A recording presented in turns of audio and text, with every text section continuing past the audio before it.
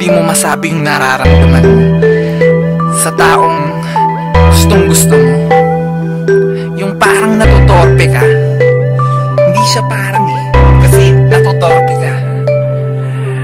Di mo alam kung paano sasabihin yung nararamdaman mo. Diba? Paano ko sasabihin ang nararamdaman sa'yo? Ikaw ang tanging nasa isip ko, pati sa panaginip ko.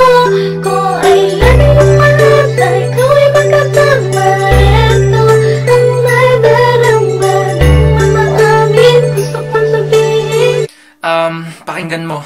Isang gabi na naman nagdadaan sa tinatalan ko naman, di ko pa rin mapanindigan ang nararamdaman sa'yo. Hindi ko maipaliwanag ba't nahihiya ako. Kahit na alam ko na, parang alam mo na, sa tuwing kausap ka napapagadyak pa. Diba yung tipong gustong gusto ko nang isigaw, ang nilalaman ng puso ko'y ikaw. Sana'y marinig mo to at malaman mo ngang ikaw ang dahilan mo na ako naligaw. Dapat kailangan natutuwa ko ngayon gumalaw. Kahit di ko pa maamin, pero wag mong iisipin na wala akong pake. Dahil di ko lang maamin, kasi nga ang dami namin natatakot nung sabihin. Baka nga kasi may nauna na sa'kin, at sana habang naririnig mo to ay makarating sa'yo.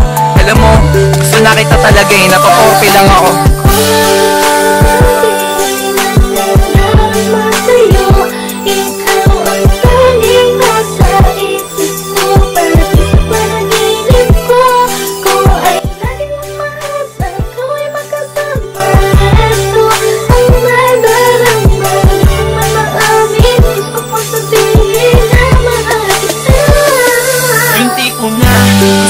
Nakita na kausapin, kaso di ko lang alam kung anong dapat kong sabihin. Pwede ba na makiusap na lang sa may itaas, na ang bigyan ng karagdagan ng lakas. Ikaw kung sabihin ko sa'yo, kahit na ang dami-dami namin na nag-iintay sa'yo. Haba-haba man ang pila, di ko yun lahat ininda para lang makita mo hanggang saan ang kaya ko. Isunulat ko to sa'yo.